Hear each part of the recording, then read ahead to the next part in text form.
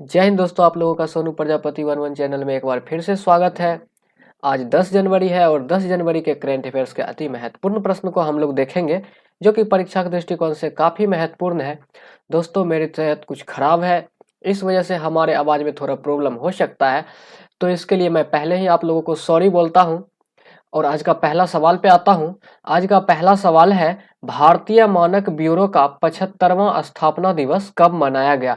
तो भारतीय मानक ब्यूरो का 75वां स्थापना दिवस 6 जनवरी को मनाया गया। और वहीं 1 जनवरी की बात करें तो 1 जनवरी को वैश्विक परिवार दिवस मनाया जाता है।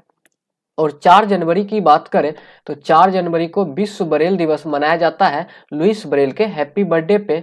और 5 जनवरी की बात करें तो 5 जनवरी को विश्व पक्षी दिवस मनाया जाता है। और 6 जनवरी की बात करें तो 6 जनवरी को विश्व युद्ध अनाथ दिवस मनाया जाता है। जो भी बच्चे अनाथ हो चुके हैं, जिसके भी माता पिता युद्ध में मारे गए, उन बच्चों के लिए विश्व युद्ध अनाथ दिवस मनाया जाता है। चलिए आज का दूसरा प्रश्न को देखते हैं। दूसरा प्रश्न है, फिर ध्यान दीजिएगा, काफी अच्छा सवाल है यह परीक्षा के दृष्टिकोण से, इसे आप लोग नोट कर लीजिएगा। प्रश्न है, भारत के पहले ओपन रॉक संग्रहालय का उद्घाटन कहाँ किया गया है? ध्यान दीजिएगा, भारत के पहले ओपन रॉक संग्रहालय का उद्घाटन कहाँ किया गया है? तो इसका आंसर हो जाएंगे फ्रेंड हैदराबाद। इसका आंसर हो जाएंगे हैदराबाद। और अगला प्रश्न है फ्रेंड, भारत का पहला चंदन संग्रहालय कहाँ खोला गया है? तो चंदन संग्रहालय कर्नाटक के मैसूर में खोला गया है फ्रेंड। और यह प्रश्न अति महत्वपूर्ण है।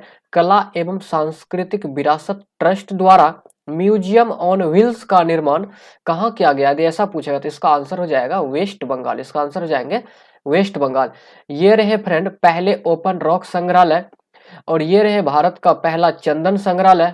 और यहाँ आप लोग देख रहे होंगे कि म्यूजियम ऑन व्हील, ये एक गाड़ी की तरह होते हैं, और ये एक गाड़ी के ऊपर ही यह म्यूजियम को बनाया गया है, इसलिए इसका नाम म्यूजियम ऑन व्हील्स रखा गया। चलिए आज का तीसरा प्रश्न को देखते हैं। आज का तीसरा प्रश्न है फ्रेंड, काफी अच्छा सवाल है। किस देश ने गूगल और फेसबुक पर 210 मिलियन यूरो का जुर्माना लगाया है? तो गूगल और फेसबुक पर 210 मिलियन यूरो का जुर्माना लगाने वाला देश है फ्रेंड फ्रांस। देश है फ्रांस। और गूगल की बात करें तो गूगल के सीईओ, मैंने पहले वीडियो में भी डिस्कस किया था, गूगल के सीईओ सुंदर पिचई हैं। और फेसबुक के सीईओ की बात करें तो फेसबुक का सीईओ मार्क जुकरबर्ग है। और इस दोनों कंपनी का हेडक्वार्टर फ्रेंड अमेरिका में स्थित है।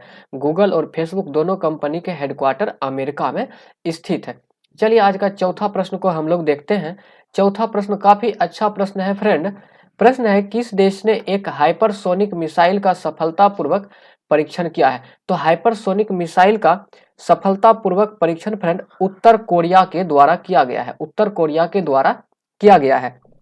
और हाइपरसोनिक जिरकॉन मिसाइल की बात करें तो इसका सफल परीक्षण रूस के द्वारा किया गया है। और बाबर क्रूज मिसाइल 1B का यदि बात करें तो इसका सफल परीक्षण पाकिस्तान के द्वारा किया गया है। और वहीं यदि इनमारसेट 6F1 संचार उपग्रह की बात करें तो इसका सफल परीक्षण जापान के द्वारा किया गया है। इसे हम लोग स्लाइड में बार बार शामिल कर रहे हैं, क्योंकि यह परीक्षा के दृष्टिकोण से अति महत्वपूर्ण है, इसलिए आप लोग ध्यान से देख लीजिएगा। चलिए आज का पांचवा प्रश्न को हम लोग देखते हैं। पांचवा प्रश्न है फ्रेंड, शीर्ष 10 वैश्विक सूची में शामिल होने वाला भारत का एकमात्र हवाई अड्डा। ध्यान दीजिएगा फ्रेंड, काफी अच्छा सवाल है, यह छपने वाला सवाल है। शीर्ष 10 वैश्विक सूची में शामिल होने वाला भारत का एकमात्र हवाई अड्डा कौन सा बन गया है? तो इसका आंसर हो जाएंगे फ्रेंड चेन्नई हवाई अड्डा। इसका आंसर हो जाएंगे चेन्नई हवाई अड्डा। और चेन्नई की यदि पहले नाम की बात करें तो चेन्नई को पहले मद्रास के नाम से जाना जाता था। चलिए छठा नंबर सवाल को देखते हैं। छठा नंबर सवाल है फ्रेंड, ममता बियॉन्ड 2021 नामक पुस्तक किसने लिखी है? तो ममता बियॉन्ड 2021 नामक पुस्तक जो है फ्रेंड जयंत घोष के द्वारा लिखी गई है। और यह पुस्तक ममता बनर्जी के जन्मदिन पर लॉन्च किया गया है फ्रेंड। ममता बनर्जी के जन्मदिन पर इस पुस्तक को लॉन्च किया गया है। ममता बनर्जी की बात करें तो यह अभी पश्चिम बंगाल के सीएम है। चलिए सातवां नंबर सवाल को हम लोग देखते हैं। सातवां नंबर सवाल काफी अच्छा सवाल है फ्रेंड, 2 दिवसीय दक्षिण एशियाई परामर्श बैठक कहाँ शुरू हुई? तो 2 दिवसीय दक्षिण एशियाई परामर्श बैठक जो है फ्रेंड यह नई दिल्ली में शुरू हुआ है। और नई दिल्ली की बात करें तो नई दिल्ली को भारत की राजधानी 1912 में बनाया गया है फ्रेंड, और इसे भारत की राजधानी बनाने की घोषणा 1911 में किया गया था। चलिए 8वां नंबर सवाल को देखते हैं। 8वां नंबर प्रश्न है फ्रेंड, ध्यान दीजिएगा, काफी अच्छा प्रश्न है, इसे आप लोग जरूर नोट कर लीजिएगा। प्रश्न है, भारत में क्रिप्टो करेंसी पर नजर रखने के लिए देश का पहला क्रिप्टो इंडेक्स IC15 किसने लॉन्च किया? ध्यान दीजिएगा फ्रेंड, क्रिप्टो करेंसी पर नजर रखने के लिए देश का पहला क्रिप्टो इंडेक्स IC15 किसने लॉन्च किया है? तो क्रिप्टो वायर के द्वारा फ्रेंड देश का पहला क्रिप्टो इंडेक्स IC15 को लॉन्च किया गया है। और बिटकॉइन की बात करें तो बिटकॉइन का आविष्कारक यदि पूछे कौन है तो बिटकॉइंस के आविष्कारक सातोशी नाकामोटो है फ्रेंड। और वहीं बिटकॉइंस को लीगल करेंसी घोषित करने वाला देश के बारे में पूछे तो बिटकॉइंस को लीगल करेंसी घोषित किया है फ्रेंड अल सल्वाडोर। और वहीं अनलीगल किस देश के द्वारा बिटकॉइंस समेत क्रिप्टो करेंसी को भी घोषित कर दिया है? तो चीन।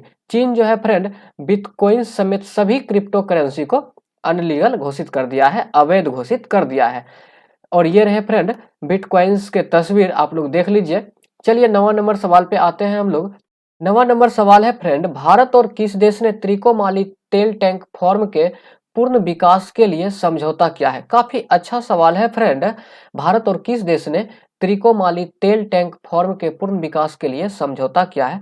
तो इसका आंसर हो जाएंगे फ्रेंड श्रीलंका, इसका आंसर हो जाएंगे श्रीलंका।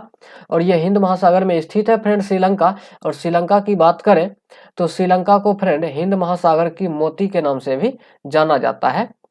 चलिए अगला सवाल को हम लोग देखते हैं, 10वां नंबर सवाल को देखते हैं। 10वां नंबर सवाल है फ्रेंड, किस भारतीय मूल के अमेरिकी राजनयिक को USIBC का अध्यक्ष नियुक्त किया गया है? USIBC का फुल फॉर्म को हम लोग सबसे पहले देखते हैं। United state India business council होता है फ्रेंड। और United state India business council का अध्यक्ष किसे नियुक्त किया गया है? तो इसका आंसर हो जाएंगे फ्रेंड अतुल केशव, इसका आंसर हो जाएंगे अतुल केशव। चलिए 11वां नंबर सवाल को हम लोग देखते हैं। 11वां नंबर सवाल है फ्रेंड, काफी अच्छा सवाल है, इसे आप लोग जरूर नोट कर लीजिएगा। सवाल है, किस देश के राजनयिक झांग मिंग ने SCO के महासचिव का कार्यभार संभाला है? तो SCO का महासचिव के रूप में झांग मिंग ने कार्यभार संभाला है। और प्रश्न में पूछा गया है कि यह किस देश के हैं? तो यह फ्रेंड चीन के रहने वाले हैं। और SCO की बात करें तो इसका फुल फॉर्म होता है Shanghai corporation organisation, Shanghai corporation organisation. इसके महासचिव के रूप में झांग मिंग ने कार्यभार संभाला और ये चीन के रहने वाले हैं। चलिए 12वां नंबर सवाल को देखते हैं। 12वां नंबर सवाल है फ्रेंड, ध्यान दीजिएगा, केंद्र सरकार ने किसे फिर से CACP के अध्यक्ष के रूप में नियुक्त किया है फ्रेंड? और CACP की बात करें तो इसका फुल फॉर्म होता है कमीशन फॉर, ध्यान दीजिएगा friend, commission for agriculture cost and prices. तो CACP का अध्यक्ष के रूप में किसे नियुक्त किया गया है? तो इसका आंसर हो जाएंगे फ्रेंड विजय पॉल शर्मा। विजय पॉल शर्मा को CACP के अध्यक्ष के रूप में केंद्र सरकार के द्वारा नियुक्त किया गया है। चलिए 13वां नंबर सवाल को देखते हैं। 13वां नंबर सवाल है फ्रेंड, ध्यान दीजिएगा, किसने असम राइफल उत्तर के 20वें IG के रूप में पद ग्रहण किया है? तो असम राइफल के उत्तर के 20वें IG के रूप में किसने पद ग्रहण किया है? तो इसका आंसर हो जाएंगे फ्रेंड विकास लेखरा, इसका आंसर हो जाएंगे विकास लेखरा। और IG की फुल फॉर्म की यदि बात करें तो इसका full form inspector general of police होता है फ्रेंड।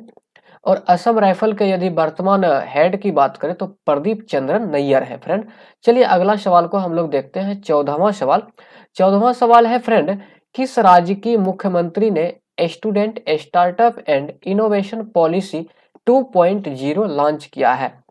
तो student startup and innovation policy 2.0 Gujarat सरकार के द्वारा लॉन्च किया गया है। और गुजरात की बात करें तो गुजरात राज्य के द्वारा ही नदी उत्सव की शुरुआत की गई है। नदी उत्सव की शुरुआत किस राज्य के द्वारा किया गया? तो यह भी गुजरात राज्य के द्वारा किया गया है। और आज का आखिरी सवाल है, काफी अच्छा सवाल है फ्रेंड, बैंक ऑफ बड़ौदा ने किसे अपना ब्रांड एंडोसर बनाया? ये फ्रेंड ब्रांड एम्बेसडर नहीं है, ये ब्रांड एंडोसर है। तो बैंक ऑफ बड़ौदा ने किसे अपना ब्रांड एंडोसर बनाया है? तो इसका आंसर हो जाएंगे फ्रेंड शेफाली वर्मा। और बैंक ऑफ बड़ौदा के हेडक्वार्टर की बात करें तो इसका हेडक्वार्टर फ्रेंड बड़ौदा में स्थित है। तो यह आज का आखिरी सवाल था। यदि आपको हमारा वीडियोज पसंद आया हो तो प्लीज़ आप हमारे वीडियोज को लाइक ज़रूर कीजिएगा।